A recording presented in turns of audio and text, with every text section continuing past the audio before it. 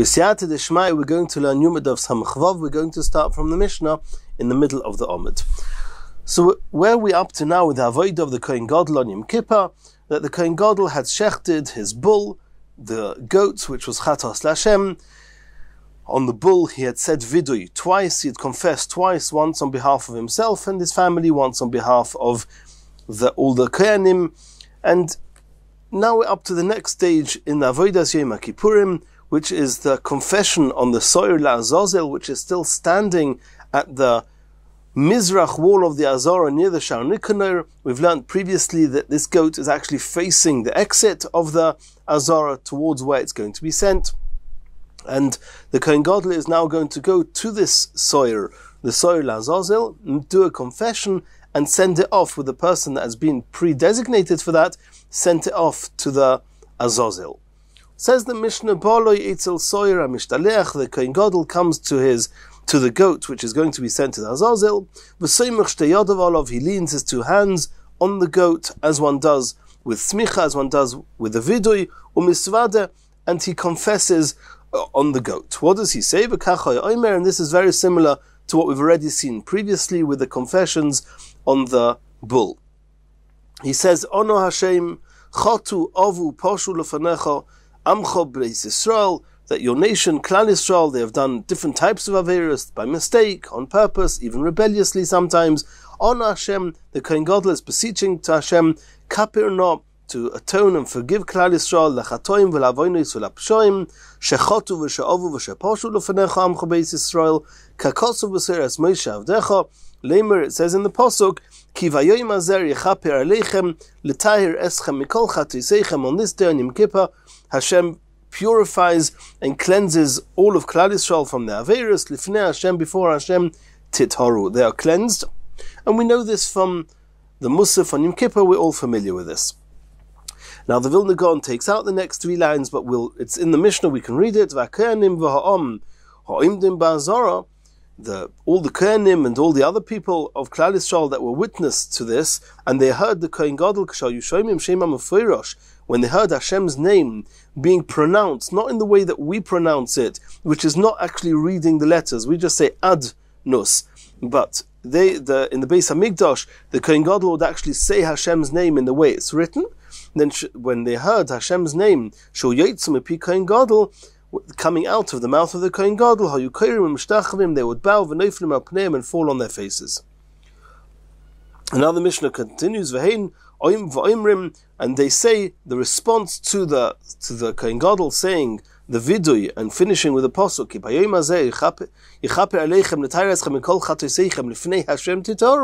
they would say Baruch Shem Kvod Malchusay La'olam Va'ed. Hashem's honor, his kingdom is blessed for La'olam Va'ed, eternally.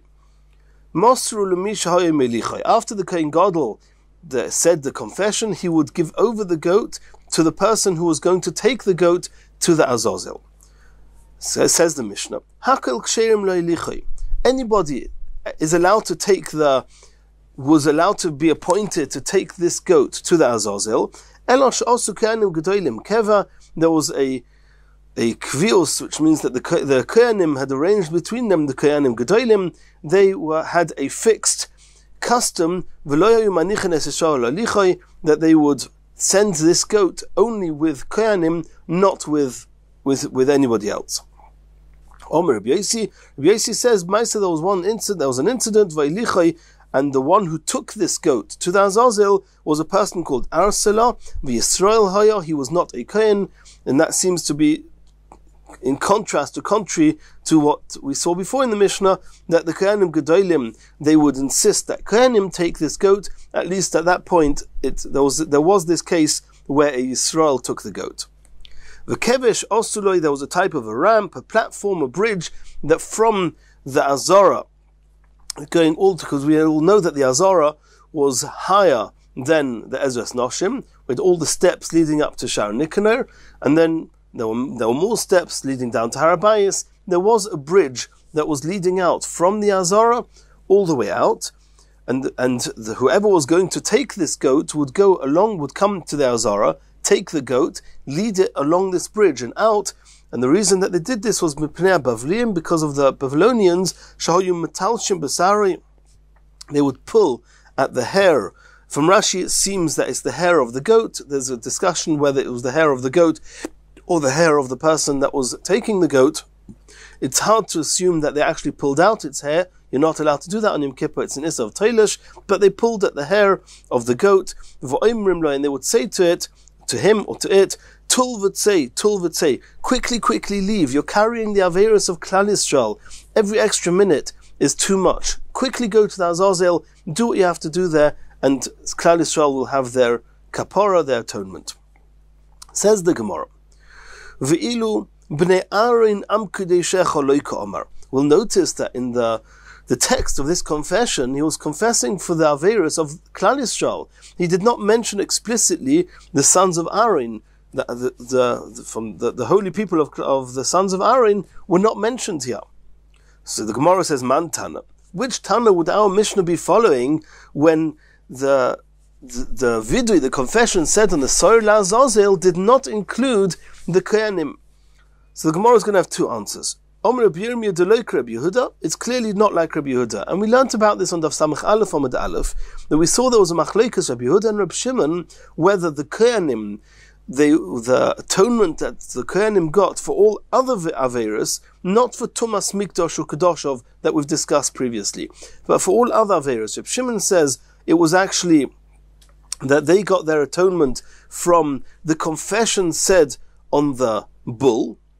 For the Kohanim, it included all the Averis, and Rabbi Yehuda said that it was actually the vidui, the confession said on the Soir La'azazel that we're discussing now, that's what atoned for all the Kohanim, for all the other Averis, not including the Tumas Mikdash or Kedoshov. So the Mishnah says that, the Rabbi Yirmiyah says that our Mishnah is the Loik Rabbi Yehuda is not following Rabbi Yehuda, the Ikar Rabbi Yehuda, Ha'omar Yeshlem Kapara B'Soir Mishtaleach. Rabbi Yehuda said on Daf Samach Aleph Amud Aleph that the other Kohanim would also be atoned from the confession on this Soir Mishtaleach, and in the text of the video in our Mishnah they are not mentioned. It seems not to be following Rabbi Yehuda. Abaya argued with Rabbi Yirmiyah. Abaya said no. Afilatema Rabbi Yehuda, this Mishnah could even be Rabbi Yehuda. We mentioned all of Klal Yisrael. Kohanim are not part of Klal Yisrael, so our Mishnah does not necessarily have to exclude the Kohanim. Continues the Gemara Tonu Rabbanon. And the Brisa is now going to discuss what it says in the Pasuk, in Parashas Achremos, Perek Tezayin, that we've been learning about. It says that in the Pasuk, after Aaron HaKohen did his confession, not necessarily Aaron HaKohen, in later generations it was the Kohen Gadol, after he did the confession, V'shilach b'yad ish iti hamidbara. He sent the goat in the hands of an ish iti, a designated person, hamidbara, to the desert, to a cliff, and he was going to throw the goat over the cliff, off the cliff, and that's how Klal Yisrael would get their atonement. This is not something we can understand. This is a chayk, but this is what Hashem says. This is what it says in the Chumash, and we're going to discuss it later in the Gemara. Tanu Rabbanon. Ish, when it says that he would send the goat with an ish iti, ish means man. It doesn't say kohen. Lehachshir es hazor, even somebody who's a non-kohen is allowed to take the goat to the Azazel. Iti, which means he was a designated person. Sheyehem zumon, that he was designated from the day before Yom Kippur. And there's halachic ramifications to this, that this is a person, and he has to have been designated before Yom Kippur, that he was going to be the one that was going to take the goat. Iti, when it says designated, the word iti, which is referring to ish iti, the designated person, but iti also means time, as in ace. Ace means time. So iti means it should be done at that time, on Yom Kippur, v'afilu b'Shabbos. Obviously it's done on Yom Kippur. This is the avoid of Yom Kippurim. But even when Yom Kippur falls on Shabbos, you should still send the goat. And the Gemara is going to discuss what's the issue. Why is Shabbos, which halachas are we overriding, that we need a special pasuk to say do it on Shabbos, and a type of overriding that we need for Shabbos, that virtue of the fact that it's Yom Kippur wasn't enough. The Gemara is going to discuss that. V'afilu b'Shabbos iti, something else we learn from iti means do it on time. Afilu b'tumah, even if it's tomei, one still sends the the goat. That's the end of the brisa. Says the Gemara, Ish lehachsher es hazor. You're learning from the word ish that even a non-kohen can take the animal, the soyer, to the azazel. Why would I need a pasuk for that? Pshita should be taken for granted. That it's not an avodah, it's not being done inside the Beis HaMikdash. Why should it have to be done by a kohen? Says the Gemara, no. Ma'u de tema, I may have thought that given that kapara ksiva be, since it says in the pasuk that Klal Yisrael receive atonement with this goat, I may have thought that since it's part of the process of kapara, it's annexed to the concept of avodah, and it would have to be done by a kohen. Kumash Malon, that's why the pasuk is coming to teach us that no, it can be done even by a non-kohen. Continues the Gemara that the Brisa says iti vafilu b'Shabbos, that even on Shabbos, even if Yom Kippur falls on Shabbos, you're allowed to send the goat. Asks the Gemara, lemay hilchasa, which halacha of Shabbos is he transgressing that we need a special pasuk to say that even though it's Shabbos, you're allowed to take the goat? You're walking a goat to the desert. That's not one of the melachos min haTorah. If the pasuk is telling you do it even on Shabbos, it must be that he's transgressing a melacha that min haTorah would be asur on Shabbos. Which melacha would that be? Omer of Sheishes, loymar she'im hoya choyle. If the goat was sick and couldn't walk on its own, markivoy al kseifoy, he's allowed to carry the goat on his shoulders. You're carrying on Shabbos, and you're carrying the goat from one rishus to another rishus. You're going from the Beis HaMikdash through the rishus harabim till you get to the desert, and that is something which is haitzah, is a malacha on Shabbos. There is a machlekes in the Mefarshim whether it means the haitzah from carrying this goat from one domain to another. Is that the issue? And then there's a whole discussion whether the Azara itself, is it considered a Rishus HaRabim? Is it considered a Rishus HaYochid? There's a lot of talk in the Mefarshim. Others say the issue is actually carrying 4 Amos in Rishus HaRabim, which in and of its own is a problem. But the Pashta says we're talking about Hitzah, taking the goat from one domain to the next. And indeed, if the goat was walking on its own, it's not a problem. But if you're carrying the goat, then it would be a problem. Says the Gemara Kaman. So this brisa where we see clearly that carrying the goat, which cannot walk on its own, would incur chilul Shabbos, and that's why we need a pasuk to say, even though it's Shabbos, you can do it. Kaman, who would that be following? Toloika Reb Nosson, it's clearly not following Reb Nosson. The Reb Nosson, because Reb Nosson's opinion is, and we learnt about this a couple of times in Masechet Shabbos, Ha'omar Chai Noises Atzmai. Reb Nosson says that anything alive carries itself. So even though you're carrying something which is alive, since the live thing could carry itself, it's not really considered a melacha d'oraisa of carrying. Says the Gemara, no. The Gemara says that this brisa could even be following Reb Nosson, Afilotem Reb Nosson. Choloshani. If the goat would be able to walk on its own and you carry it, then we say that Chai Noises Atzmai, something live carries itself. But over here, when this animal is sick and it cannot walk, so it's not carrying itself, you're carrying it. And therefore, there's an Issa Malach of Haitzah, even though it's alive, even according to Reb Nosson. Omar Rafram, and now Rafram is saying, is zoning in on another point we mentioned before, that on the same malachas that you're not allowed to do on Shabbos, you're not allowed to do on any Yom Kippur, even if it's in the middle of the week. And regarding every other Yom Kippur, when it's not on Shabbos, the Torah explicitly says you can take the Azazel from the Beis HaMikdash to the desert, where it's going to be taken to the Azazel. So, if every Yom Kippur gets overridden by the mitzvah of sending the Azazel, then just because it's Shabbos, what should be the issue here? Why should Shabbos need its own pasuk? Omar Afram, Zoisei Meres, from the fact that the Brisa says that you learn from the word iti, that even on Shabbos you can send the animal, it must be that Eruv, and we'll leave now the concept of Eruv Chatzeres. Rashi says it doesn't really belong here, it's a little bit out of context. The Mefarshim explain how it could belong here, but that's not the discussion. The discussion is Vayitzah, regarding carrying from one domain to another. That Rafram said that it seems that Haitzah, the Issa, the malacha of taking from one domain to another, is l'Shabbos, is referring primarily to Shabbos, v'ein erev haitzah l'yom kippurim. But as in the malachas d'oraisa that apply to Yom Kippur, carrying from one domain to another would not be included. And therefore, every other Yom Kippur, the Pasuk says, take the goat to the Azazel. That doesn't override the Issa of Eitzah, because there is no Issa of Eitzah on Yom Kippur, says Rafram. On Shabbos, we have an added issue. On Shabbos, there's an Issa of Eitzah, so I may have thought that you're not allowed to carry the goat. The Pasuk says, no, Itzi afilu b'Shabbos, even on Shabbos you can carry the goat. Continues the Gemara.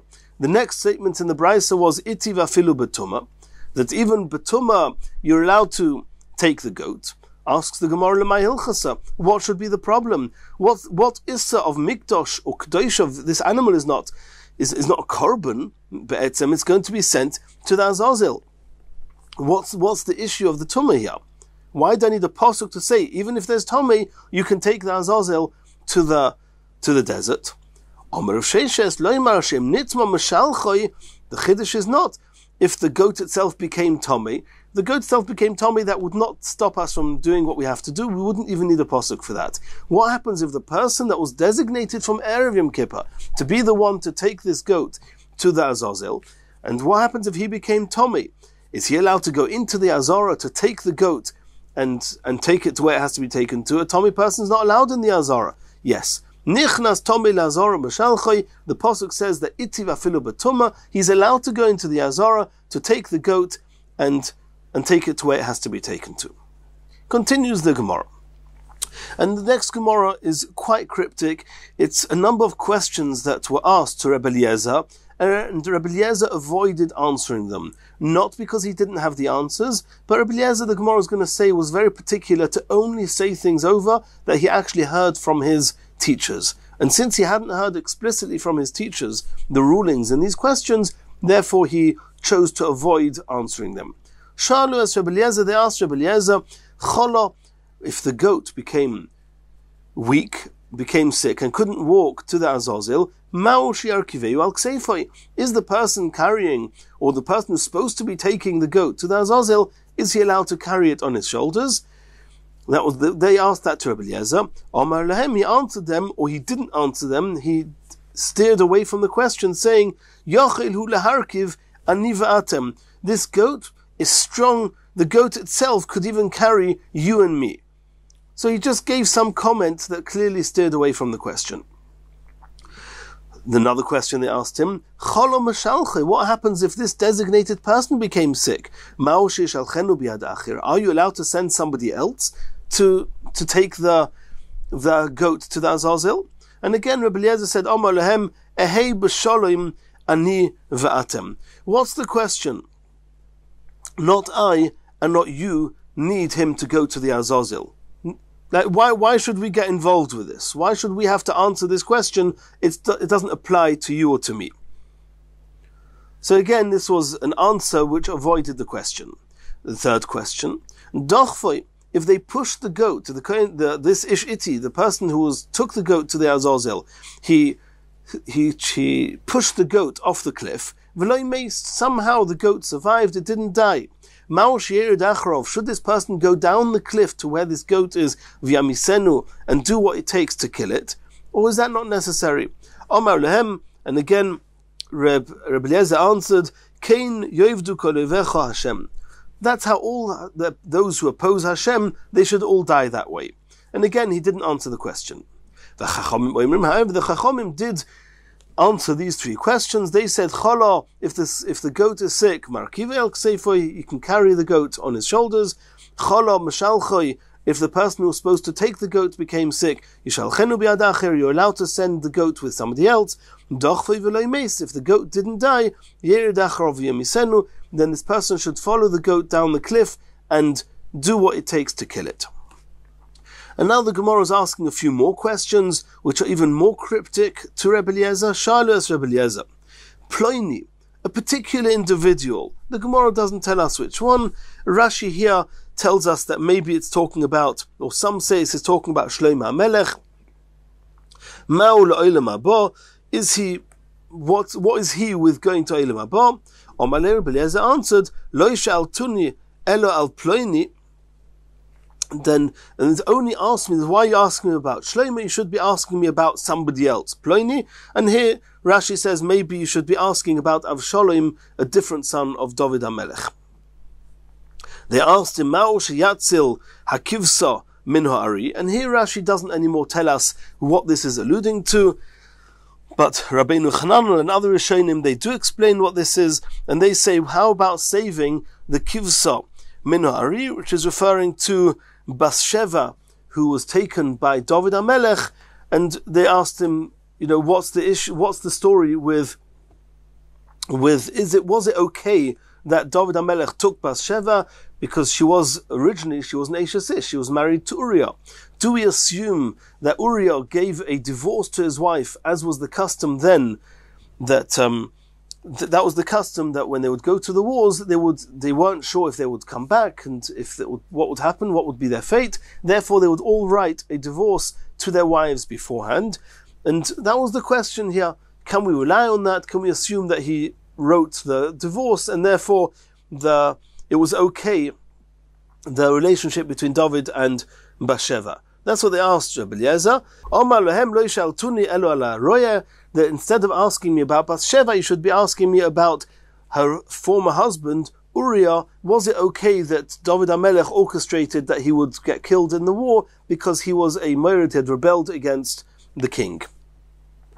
That's how the Rishonim here explain this. Ma'u lahatzil haroya min ha'ari. They asked him, what's the story with Uriah? Was it okay that David HaMelech orchestrated that he would be killed in the war? Omar lahem, and he answered him back, Lo shaltuni elo ala kivso. For the same token, you can ask me, was it okay that David HaMelech took Bathsheba? Could he rely on the divorce?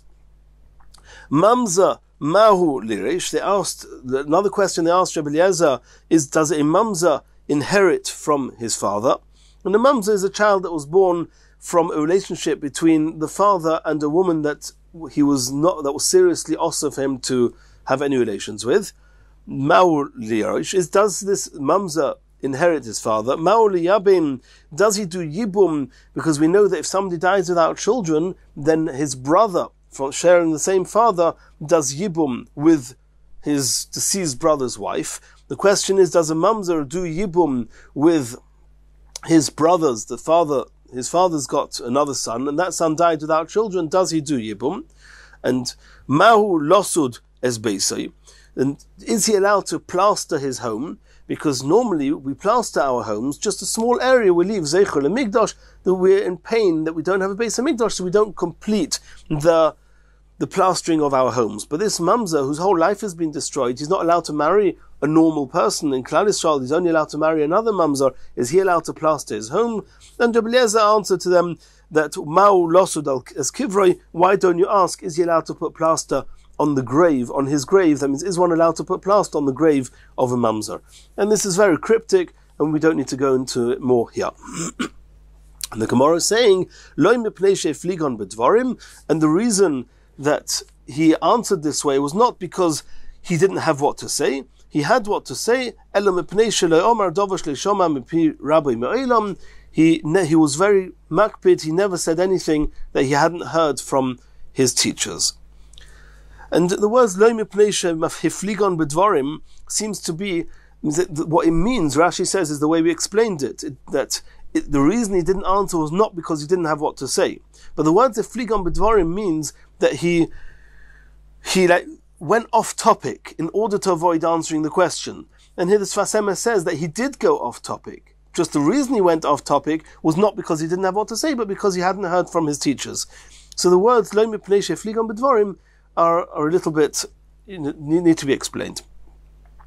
And it's not really clear why the Gemara put in these words to explain why Rabbi Eliezer didn't answer over here.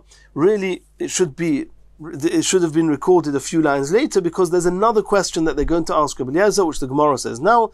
Sha'ala Isha chachomo es Rabbi Eliezer, a wise woman asked Rabbi Eliezer, me'achar shemaisa ha'egel shovin. All the people that did Averis by the sin of the Egel, it seems they all did the same thing. They served the Egel, whatever they did. Why was it that there were 3 different sentences that were met to the people who did the Egel? There were those that were killed with a sword, there were those that were killed with a magefa, an epidemic, and there were those that were killed with hadreikon, which is some type of a stomach illness. And why would that be? Omar lo. Rabbi Eliezer again didn't answer the question. He just said, Ein chochma leisha, the wisdom of a woman is only elo, bepolech is only with a spindle. She knows how to spin, and that's where she should focus her wisdom. V'cheinu oimer, and indeed to that effect there's a pasuk. The pasuk says, V'chol isha chachma slave beyodeo tovu, a woman, a wise woman, with her hands she spins. So you see that the wisdom of a woman is directed at her ability to spin, and she shouldn't be asking other questions. Itmar. But regarding the actual question that was asked, Rav and Levi both gave different answers. And Chad Omar, one of them said as follows: Zibeach v'kiteir, those people that actually shechted an animal, a korban to the egel, or they burnt a korban to the egel, they were killed b'sayef with a sword. Gipev, those that just embraced the egel, v'nishek, and kissed the egel, b'misa, they were put to death by misa b'dei shamayim. That was the magefa, the epidemic. Samach b'liboy, but if all this person did was that in his heart he was happy with the egel, but he didn't actually do anything, in that case, ba'adreikon, he got killed with his stomach illness. The Chad Omar, that was either Rav or Levi said that, and the other opinion said that Eidim v'Hasra, in the event that there were also witnesses and also they warned the person, don't do what you're doing, then B'sayef. And some of the Mefarshim explained that the two explanations here are not really much of a contradiction, because when a person shechts and burns an animal for Avodah Zarah, there's enough time for witnesses to see and to warn him. So that's B'sayef. Eidim b'lo yasra, but if there's only witnesses but they didn't have time to warn him, which would be typical if a person just goes over to embrace or to kiss the Avodah Zarah, that may have been witnessed by witnesses but not have had enough time to warn him before, b'misa, then they get misa b'dei shamayim, they're not killed by the sword on behalf of the Beis Din here on earth. Lo eidim v'lo yasra, if there's no witnesses and no way of warning this person, as would typically be when a person is just happy in his heart with the Avodah Zarah and not actually serving the Avodah Zarah, but Reikon would be killed with this stomach illness. Omer of Yehuda. Rav Yehuda added, Shiftei Shalevi, the Kohanim, or the Leviim, all those from the tribe of Levi, Le'avad Avodas Kechovim, they did not serve the Egel. Shenemer, as it says in the Pasuk, Vayamid Moshe b'shar ha'machneh, Moshe stood at the gates of the camp, Vayomer, and he said, Mil Hashem Elai, those that are exclusively loyal to Hashem should come to me. Vayosfa Elav Kol Bnei Levi, and all of the tribe of Levi gathered with him. So we see the tribe of Levi did not get carried away with the Egel. V'gomer Yosef Ravina Ka'amar Lahoshmaita. Ravina said over this statement that Rav Yehuda said that the tribe of Levi did not do the Egel. Eisvei Bnei Rav Papa Bar Abba Ravina. The sons of Rav Papa Bar Abba asked Ravina a question. It says in the Pasuk, and when Moshe Rabbeinu gave the brachas to the Shvatim before he passed away, so he said to Shevet Levi that Ha'omer la'oviv u'le'imoy lo yireisiv, ves echov lo hikir, ves bonov lo yoda, ki shamrim rosecha uvrischa yintzeiru.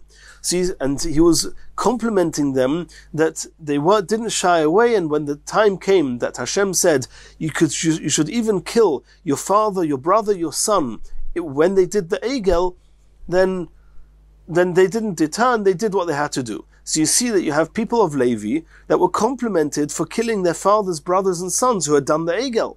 How can you, Rav Yehuda, say that the tribe of Levi didn't do the Egel? So answers the Gemara that when it says Oviv, that there was a father or somebody from Levi that did the Egel, that doesn't mean that somebody from Levi did the Egel. What it means is Avi Imoy Mi Yisrael. It means not the father, it means the grandfather, the father of his mother.